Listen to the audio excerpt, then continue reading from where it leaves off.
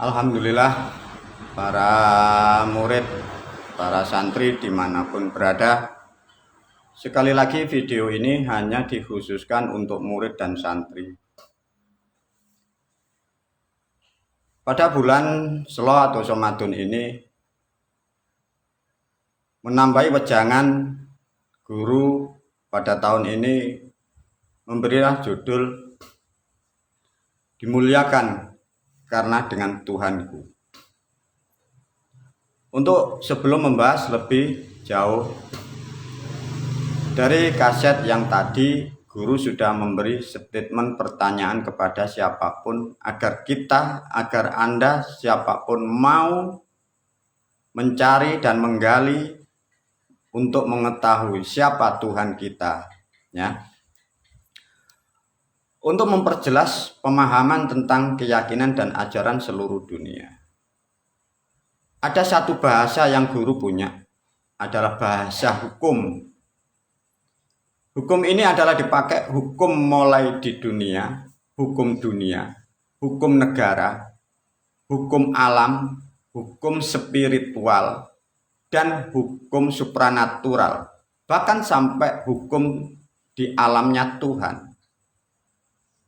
Satu bahasa yang disebut guru, sopoe sing ngongkon iku sing tanggung jawab. Siapapun yang menyuruh, itulah yang bertanggung jawab. Dari satu kalimat hukum yang diajarkan guru menerangkan, memberi kesadaran, kembali lagi dari pertanyaan siapa yang menyuruh kita ke dunia. Disitulah nanti hukum itu akan berlaku sampai fid dunya wal akhirah.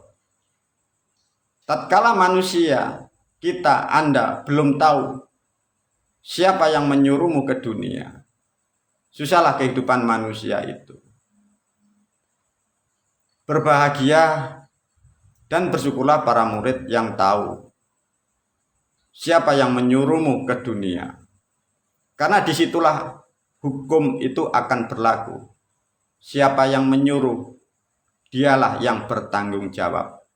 Bila para muridku, para santriku sudah tahu siapa yang menyuruhmu ke dunia, itulah yang disebut Tuhanmu. Nikmat dan indahnya kalian akan dimuliakan fid dunya wal akhirah. Karena tahu siapa yang menyuruh kamu ke dunia. Tatkala Anda sudah mengetahui dan mengerti siapa Tuhanmu yang menyuruh kamu di dunia, disitulah tempatmu bersyukur. Kewajiban para murid dan santri di dunia sudah diajarkan guru. Kewajibanmu hanya bersyukur kepadanya. Karena dia yang menyuruh, hukum yang menyuruh, dia yang akan bertanggung jawab. Maka para murid, para santri, tatkala Anda mempunyai keinginan atau kebutuhan yang pokok dan keinginan untuk menaikkan harkat martabatmu, yang menyuruh kalian ke dunia selalu memberi dan menambahi dari apa yang kalian minta. Begitulah nikmatnya kalian mendapat bimbingan dan ajaran dari guru. Bila manusia sudah ingkar dan mengerti dari siapa yang menyuruh ke dunia, dia ingkar. Rusaklah manusia itu, bahkan tidak akan pernah jadi manusia lagi. Kehidupannya sampai miliaran tahun. Dia terputar oleh dunia. Hidupnya susah. Tatkala kebenaran sudah kalian capai, tatkala kebenaran sudah Anda genggam, Anda keluar dari kebenaran, sama juga Anda sudah keluar, tidak jadi manusia lagi. Anda hanya menjadi status makhluk. Alangkah susahnya jiwanya manusia, perilakunya seperti makhluk. Para murid, para santri, selalu diingat, selalu diterangkan dan diberi mengerti oleh guru. Dipahami betul-betul siapa yang menyuruh Anda ke dunia. Disitulah tempatmu bersyukur, disitulah tempatmu memohon apapun. Dan kelak kalian pun akan kembali ke alam dunia akhirat sana. Dia itu yang akan menghantar dan membimbingmu kepada surga ilahi Robbi. Tentang memahami kata Tuhan, banyak manusia salah persepsi. Bila ditarik dalam sejarah peradaban manusia, sebelum Masehi, manusia tidak akan pernah mengenal akan yang disebut Tuhan. Manusia pada dasarnya, sejak ada manusia yang pertama dimanapun dia taunya hanya moyang dan para leluhurnya. Para moyang dan leluhur manusia masa lampau itulah para dewa. Karena perubahan pola pikir manusia setelah peradaban Masehi, bahasa berubah jadi Tuhan. Sehingga disitulah kerancuan pikiran manusia, tidak akan pernah mengerti siapa yang disebut Tuhan itu. Agar untuk mempermudah pemikiran yang sudah salah, sudah ratusan bahkan ribuan tahun, khususnya para murid. Bagi kalian yang sudah mendapat pengajaran, pendidikan, pengertian oleh guru, bila kalian sudah tahu siapa yang menyuruhmu ke dunia, disitulah sekali lagi tempatmu memohon, disitulah tempatmu untuk bersyukur. Tapi guru melalui video ini juga menerangkan tentang makna yang disebut Tuhan. Karena memahami Tuhan tidak semudah apa yang digambarkan manusia, karena pendidikan yang salah kaprah, asumsi mengeluar sesuai keyakinan bukan sesuai fakta, itu jadi problem di dunia. Jadi selama di dunia ini, menurut guru, manusia yang berbicara tentang Tuhan itu bukan fakta. Itu sebatas keyakinan manusia itu sendiri. Menghayal, mengasumsikan bahwa itulah, barangkali inilah. Tapi guru mengambil bahasa sedikit dari bahasa agama kita yang Islam. Bahasa ini yang dipakai guru bukan bahasa Arab sekali lagi.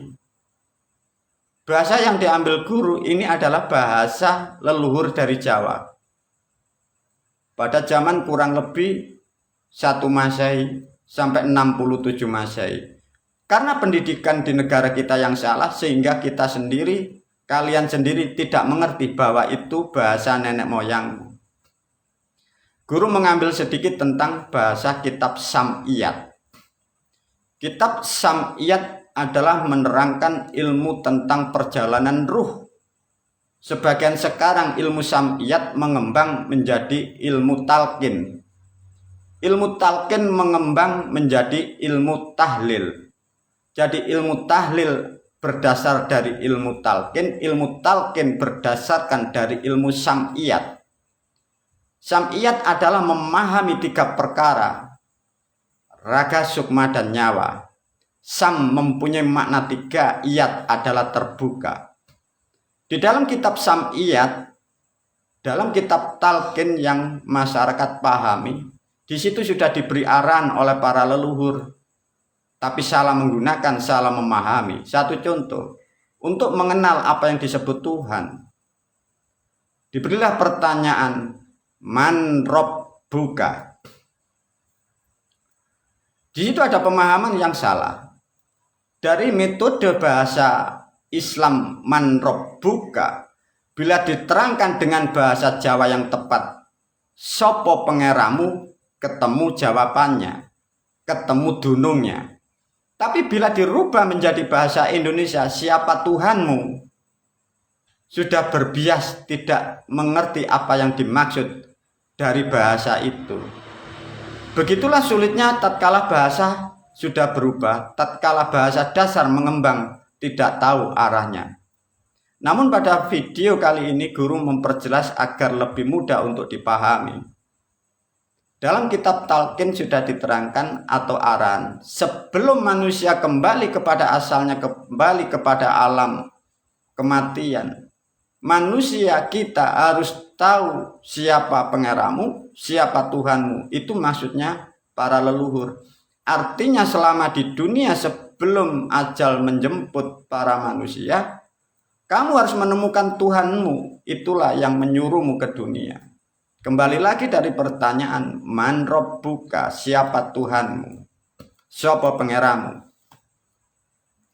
Lantas dari pemahaman itu, para moyang membuat statement jawaban sendiri. Jadi dia memberi pertanyaan, dia mengeluarkan jawabannya sendiri. Dari jawaban itulah diikuti manusia yang lain sampai ratusan tahun. Maka yang mengikuti bila ditanya pun juga tidak mengerti, karena bahasa itu sudah disediakan oleh para leluhur. Man rabbuka, itu pertanyaannya. Diberi jawaban juga Allahu Rabbi. Artinya manusia belum memilih, manusia belum mempelajari, manusia belum menimbang. Dia sudah mengimani karena jawabannya sudah disediakan. Lantas kalau jawabannya sudah disediakan, benarkah jawaban itu? Manusia tidak mampu mempelajari. Tapi bila mengacu kepada kalimat yang disebut man rabbuka, siapa Tuhanmu, sapa pengeramu, pada hakikatnya ada di kitab, di ayat yang lain, bahwa Tuhan hakikatnya tidak bernama. Lantas mengapa kok ada kalimat Allahu Rabbi? Tapi ada bahasa yang lain yang sangat bijak untuk sebagai pemahaman tentang bahasa Tuhan, untuk menjawab, untuk memecah, untuk membedah dari kalimat man rabbuka. Sebelum guru membuka dari kalimat itu, guru menerangkan tata bahasa. Man rabbuka ditafsiri disebut Tuhan. Bahasa Quran adalah bahasa sastra Jawa yang kuno dan sangat kuno. Man ditafsiri siapa, karena itu manusia. Rob itu bahasa Jawa, ya. Rob itu mempunyai makna genap, maka disebutlah Rob itu sempurna atau yang menyempurnakan, ya. Karena yang mampu dan menyempurnakan disebutlah dia kuasa, dari bahasa yang disebut Rob. Ditafsiri dengan bahasa Indonesia dimaknai Tuhan. Maka yang disebut Tuhan adalah Rob, yang mempunyai sifat menyempurnakan, yang mempunyai sifat yang menggenapi, disebutlah dia berkuasa dan mencukupi. Itulah sifat Tuhan. Ada kalimat lain yang sangat tepat untuk mengimbangi, untuk memperjelas dari kalimat pertanyaan man rabbuka, siapakah Tuhanmu? Ada kalimat lain, subhana, ada subhana, subhana rabbika rabbil izzati amma yasifun wassalamun mursalin wassalamun alal mursalin. Banyak bahasa, sedikit ada yang tidak sama, tapi bahasa yang tepat dari langit saya beri jawaban.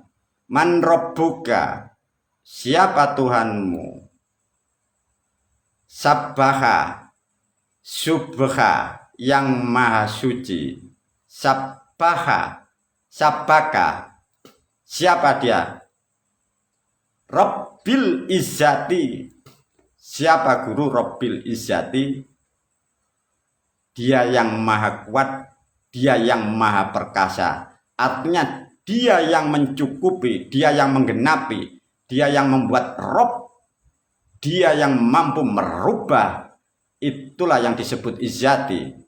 Di situ tidak bernama dia. Sabaha, izzati, amma yang menyelesaikan, yasifun, risalah, rasul. Nah, ini bagi manusia masyarakat bahasanya kurang paham.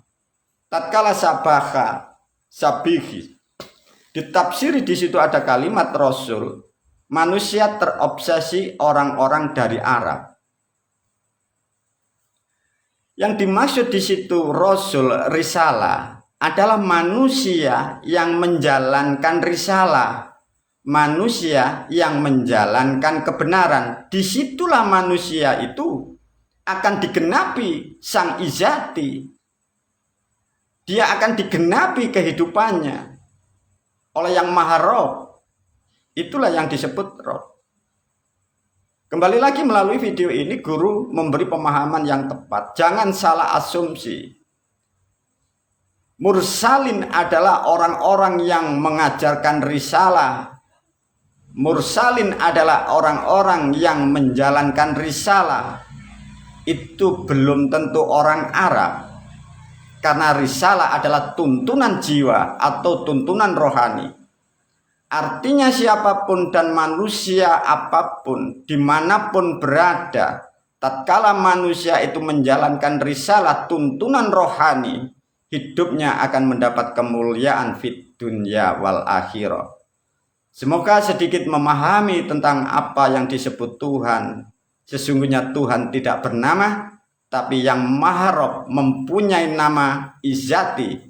Dia yang maha mencukupi, dia yang maha menyempurnakan, dia yang menggenapi. Itulah rahmat Sang Maha Pencipta. Semoga manfaat video ini kepada para murid dan santri. Wabillahi taufiq wal hidayah waridho wal inayah. Assalamualaikum warahmatullahi wabarakatuh.